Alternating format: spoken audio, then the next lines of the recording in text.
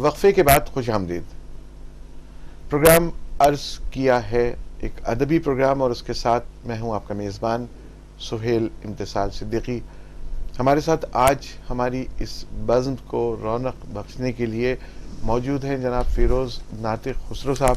فیروز ناطق خسرو صاحب کا کلام ابھی آپ وقفے سے پہلے سماعت کر رہے تھے اور ہم نے روک دیا تھا ان کو تھوڑی دیر کے لیے کہ ہم وقفے پہ جاتے ہیں, وقفے کے بعد جب دوبارہ آئیں گے تو آپ سے آپ کا کلام سنیں گے. جی جناب فیروز صاحب. یہ غزل ہے اور یہ عرض کیا ہے میر کی زمین میں ہے. جی جی. جس رخ وہ ہوا عکس رخ یار ہوا میں, واہ. جس رخ وہ ہوا عکس رخ یار ہوا میں, ساتھ اس کے چلا آئینہ بردار ہوا میں. کیا کہہ رہے ہیں, واہ واہ واہ. جس رخ وہ ہوا عکس رخ یار ہوا میں, ساتھ اس کے چلا آئینہ بردار ہوا میں. گم وادی حیرت میں رہا اور پھر ایک دن, واہ. گرد اس کے پھرا صورت پرکار ہوا میں. کیا کہنے, گم وادی حیرت میں رہا اور پھر ایک دن, گرد اس کے پھرا صورت پرکار ہوا میں. واہ. آنکھوں کو ہتھیلی پہ دھرے اس کے حضوری, آنکھوں کو ہتھیلی پہ دھرے اس کے حضوری, دل رہن رکھا طالب دیدار ہوا میں. کیا کہنے, کیا کہنے. آنکھوں کو ہتھیلی پہ دھرے اس کے حضوری, واہ. دل رہن رکھا طالب دیدار ہوا میں. اور یہ دیکھیے, دل موم کیا پیار سے اخلاص سے پہلے, واہ. دل موم کیا پیار سے اخلاص سے پہلے, پھر اس کے لیے ریت کی دیوار ہوا میں. کیا کہنے, دل کیا موم کہنے. کیا واہ واہ پیار واہ سے واہ. اخلاص سے پہلے, واہ. پھر اس کے لیے ریت کی دیوار ہوا میں. اور جس روز زمانے نے میرے دام لگائے, جس روز زمانے نے میرے دام لگائے, وہ دن تھا کہ جب اپنا خریدار ہوا میں. کیا خوبصورت شعر. روز واہ واہ زمانے واہ نے واہ. میرے واہ دام واہ واہ. لگائے, وہ دن تھا کہ جب اپنا دوبارہ خریدار ادا کر ہوا دیجیے میں. جناب, دوبارہ ادا کر دیجیے. جس روز زمانے نے میرے دام لگائے, وہ دن تھا کہ جب اپنا خریدار ہوا میں. واہ. وہ دن تھا کہ جب اپنا خریدار ہوا میں. بہت خوب. اور گھائل میں ہوا اپنے ہی الفاظ سے خسرو, بہت خوب. گھائل میں ہوا اپنے ہی الفاظ سے خسرو, نشتر کبھی خنجر کبھی تلوار ہوا میں. کیا کہنے. نشتر کبھی خنجر کبھی تلوار ہوا میں. جس رخ وہ ہوا عکس رخ یار ہوا میں, ساتھ اس کے چلا آئینہ بردار ہوا میں. بہت خوب, بہت خوب. کمال شاعری. واہ واہ واہ. بہت خوب. خسرو صاحب, کچھ ہم گفتگو بھی کرتے چلیں. آپ فورسز میں رہے, خاص طور پہ ایئر فورس میں, جہاں پر کہ شاعری تو کجا سر کھجانے کی فرصت نہیں ہوتی, صرف ایک نظم, ایک ضبط کے ساتھ آپ وہ کر رہے ہوتے ہیں. تو کس طرح شاعری کو نبھایا آپ نے اس دوران جب آپ؟ میں ایک شعر آپ کو علامہ اقبال کا سنانا چاہوں گا. جی جی. مشہور شعر ہے, سب جانتے ہیں. ہو حلقہ یاراں تو بریشم کی طرح نرم, ہو حلقہ یاراں تو بریشم کی طرح نرم, ہو حلقہ یاراں تو بریشم کی طرح نرم, رزم حق و باطل ہو تو فولاد ہے مول. کیا آپ دیکھیے, کیا کہنے. آپ نے اچھے انداز میں واضح کر دیا اس بات کو. یہ بلکہ میں اس کو اور تھوڑا سا پیچھے لے جاؤں گا. آپ بھی رہے ہوں گے, ہم نے اسکاؤٹنگ میں حصہ لیا, اپنے اسکولوں میں رہا, اور وہاں مشقت بھی ہوتی تھی, چلنا بھی پڑتا تھا, سب کچھ کرتا تھا, گیجٹس بھی بنا رہے ہیں, اور رات کو کیمپ فائر ہوتا تھا. کیمپ فائر ہوتا تھا اور آگ جلا کے اس کے گرد اس میں اپنے جو ہے خاکے پیش کرتے تھے, ٹیبلو پیش کرتے تھے, اور دوسری چیزیں ہوتی تھیں. مجھے یاد ہے کہ سن 1962 میں 3rd پاکستان نیشنل جمہوری لگی تھی لاہور میں, والٹن میں. ہم میٹرک میں تھے اور وہاں اٹینڈ کیا تھا. اس وقت اردو کا کانسیپٹ تھا ہی نہیں, بالکل کہیں, فورسز میں تو نہیں تھا. وہاں پہ ایک سندھ کے ایک لڑکے نے اور ایک دوسرے کے ساتھ اس نے جو ہے پریڈ کر کے دکھائی. اور وہ کاشن کیا دے رہا تھا, اور جو پریڈ جو کر رہا تھا وہ کہہ رہا تھا لیفٹ رائٹ کی جگہ کھبی سجی کھبی سجی, اور وہ مارچ کر رہے تھے. اچھا اب دیکھیں, وہ مزاح کے طور پہ تھے, لیکن جب کاشن پہلی دفعہ اردو میں آئے اور ہم لوگوں کو بھی کہا گیا, اور جب ہوتا کہتے تھے کہ فلائٹ بائیں سے جلدی چل, یہ کاشن دے کے اور خاموشی سے ہنستے تھے.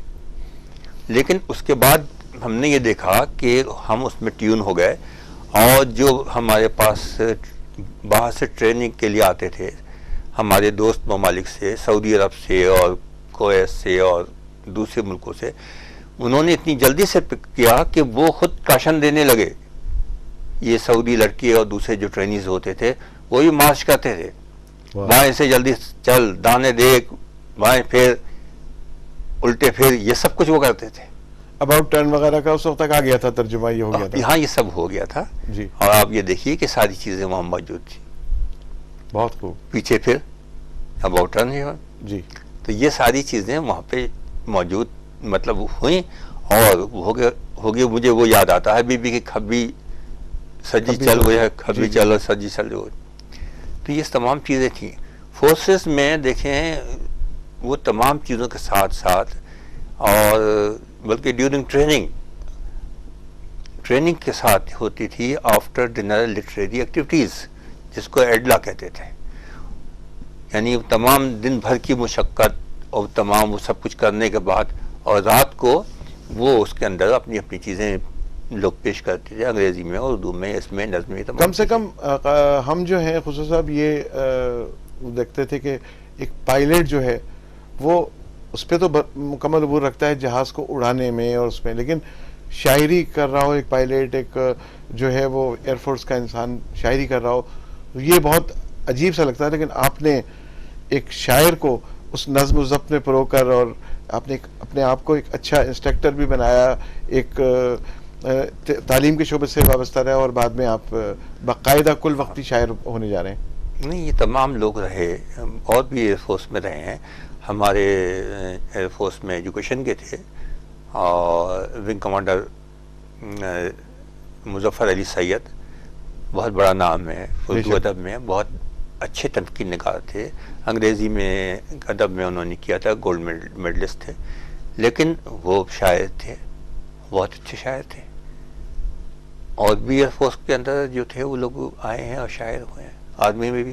تو یہ تمام چیزیں ہیں, لیکن ایک چیز ہے, ہر چیز کے لیے اپنا ایک وقت ہے. بے شک وہاں پہ, اور اگر ہم نے اپنے ذہن کو اسی طرح سے ٹیون کیا ہوا ہے تو ہمیں مشکل نہیں ہوتی. میں 3 سال میں نے میگزین ایک ایڈٹ کیا ایئر ہیڈ کوارٹر کے اندر, اور ایرو ٹیکنیشینس کے نام تھے. اس میں جو مختلف بیسس سے جو ٹیکنیشینس تھے, اور اس میں آفیسرس بھی شامل تھے, وہ اپنے تجربات جو تھے وہ اردو میں لکھ کے بھیجتے تھے, نظمیں بھی لکھ کے بھیجتے تھے, اور جو فلیٹ لائن کے ہوتے تھے اس کو ہم تھوڑا سا بہتر کر کے اور وہ میگزین میں کرتے تھے. 3 سال تک میں اس کا ایڈیٹر رہا. بہت خوب. اور اس میں بلکہ اسی بھی بنا پہ مجھے چیف آف ایئر اسٹاف کی طرف سے کمنڈیشن دیا گیا.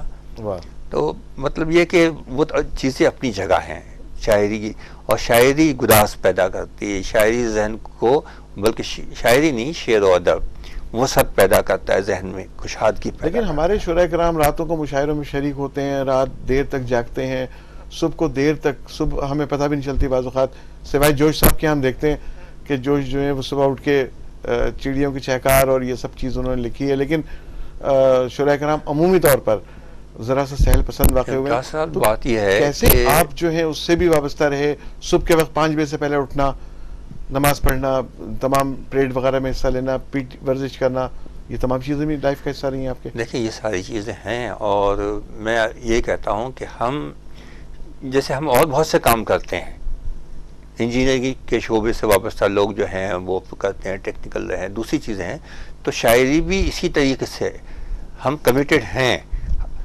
شاعری میں بھی ہم وہی چیز ہے, ضروری نہیں کہ ہم بہت بال بڑھا لیں, پان کھائیں اور سگریٹ پئیں, یا ہم کہیں کہ نہیں شراب کے بغیر شاعری نہیں ہوتی, چائے کے بغیر شاعری نہیں ہوتی, سگریٹ کے بغیر شاعری نہیں ہوتی. ایسا نہیں ہے. یہ چیزیں ہم نے اپنے اوپر سوال کر کے نہیں, اور جو ہم بہت تکلیف ہوتی ہے, اور جس سے یقیناً میں سمجھتا ہوں جو سنجیدہ لوگ ہیں وہ اس کو پسند نہیں کرتے کہ ہمارے نوجوانوں نے, شاعروں نے, کچھ نے یہ انداز اختیار کیا ہوا ہے کہ وہ مشاعروں میں پاؤں پھیلا کے بیٹھ جاتے ہیں, بہت بد تہذیبی کے ساتھ بیٹھے ہوتے ہیں, اور سمجھ رہے ہیں کہ شاید یہ بڑا شاعر ہونے کی نشانی ہے. ایسا نہیں ہے, بے شک ایسا نہیں ہے. یہ آداب کے منافی ہے, یہ آداب کے منافی ہے, اور اس کا ایک ڈیکورم ہوتا ہے, ایک اس کو وہ کرنا چاہیے. ابھی ہم کچھ دنوں پہلے, کچھ چند ہفتوں پہلے ہم نے اپنے کچھ شعراء کرام سے گفتگو کی, تو ایک چیز جو بہت واضح ہو کر سامنے آئی وہ یہ کہ ادب میں, شاعروں میں خاصی گروہ بندی ہے. ہر ایک نے اپنا گروہ بنایا ہوا ہے اور وہ اسی کو پروموٹ کر رہا ہوتا ہے. کبھی ایسا اتفاق آپ کے ساتھ ہوا, آپ نے دیکھا, آپ نے محسوس کیا؟ جی بہت دفعہ ہوا ہے. جی. اور میں کبھی کبھی کہتا ہوں اپنے گھر میں سے کہ شاید میں ایک ناکامیاب شخص ہوں, اس لیے کہ مجھ میں وہ گروہ بندی نہیں ہے, کسی انجمن سے وابستہ نہیں, کسی اور سے نہیں, غلط بات کو غلط کہا ہمیشہ, اور اگر صحیح بات ہے اس کا کوئی کہنے والا نہیں تو وہاں پہ منہ پہ کہا کہ نہیں بات صحیح ہے.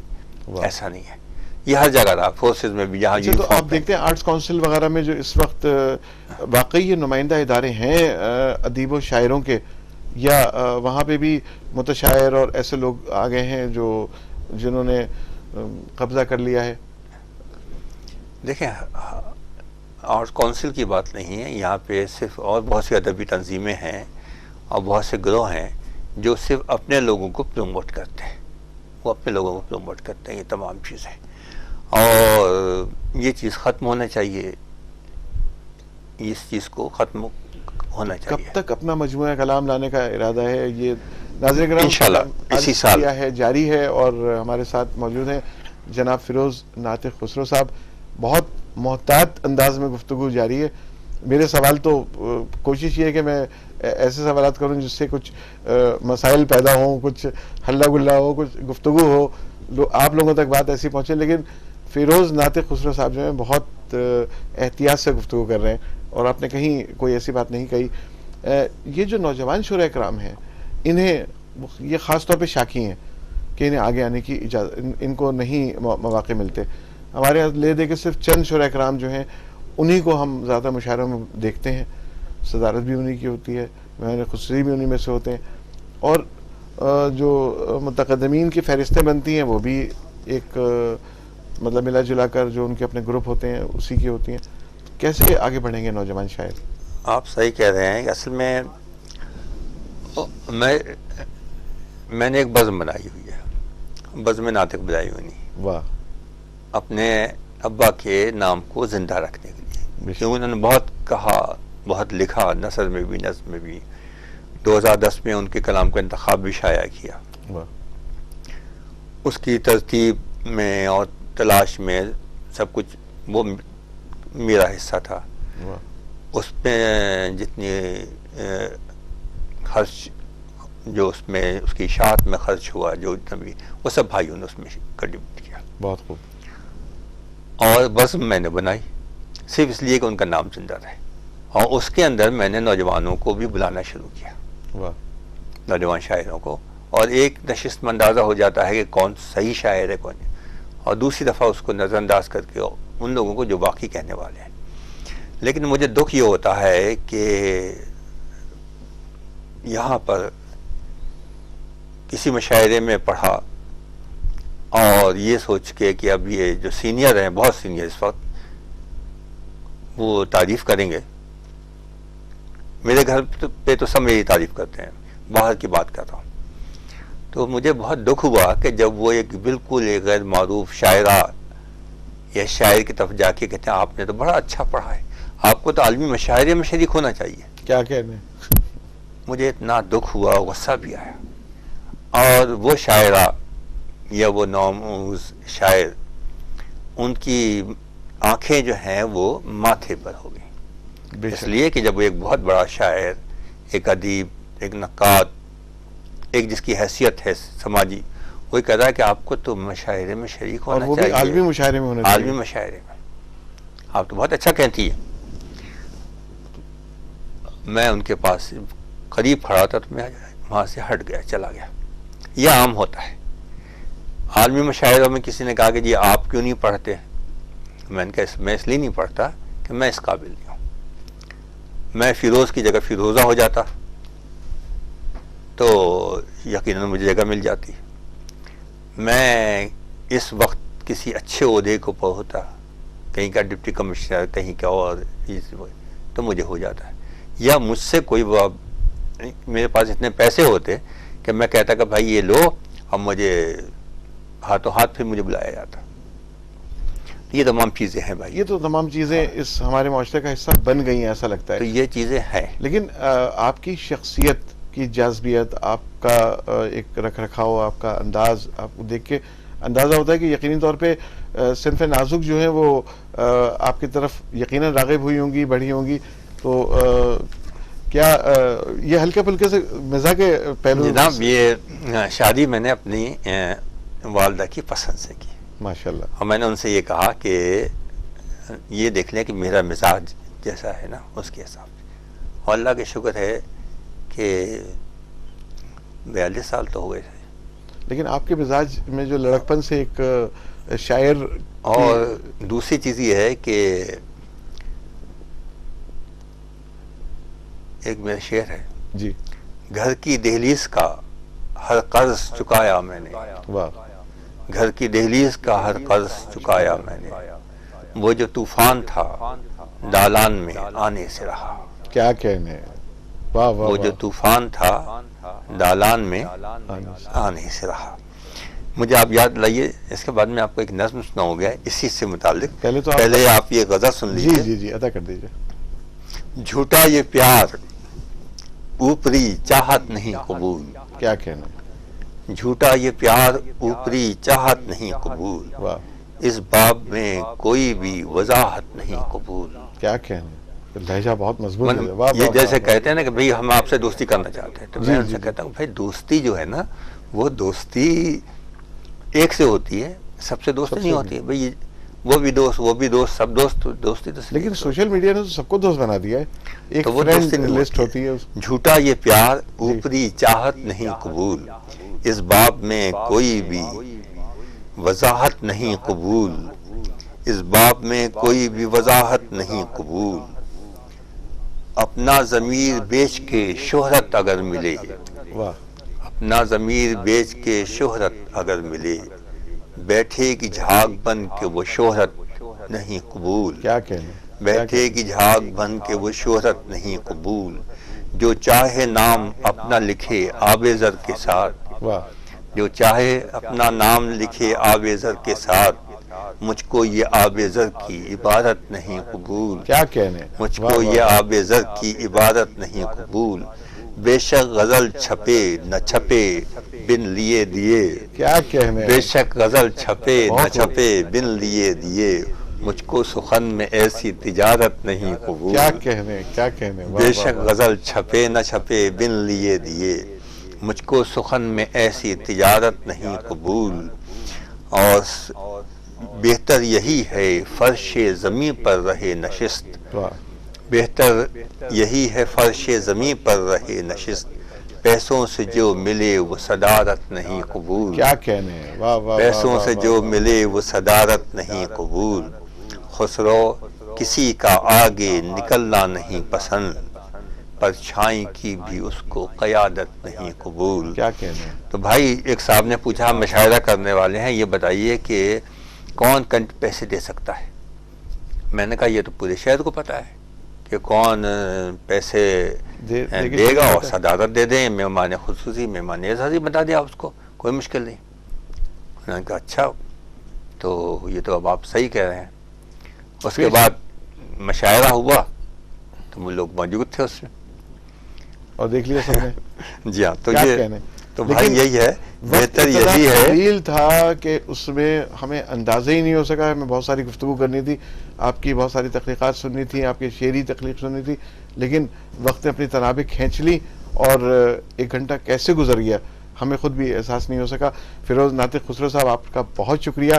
آپ پروگرام عرض کیا ہے میں تشریف لائے, آپ نے اپنا کلام سنایا. اور ناظرین کرام, ادبی پروگرام عرض کیا ہے, انشاءاللہ اگلے ہفتے پھر ایک اور شخصیت سے, ایک اور شاعر سے ملاقات کریں گے.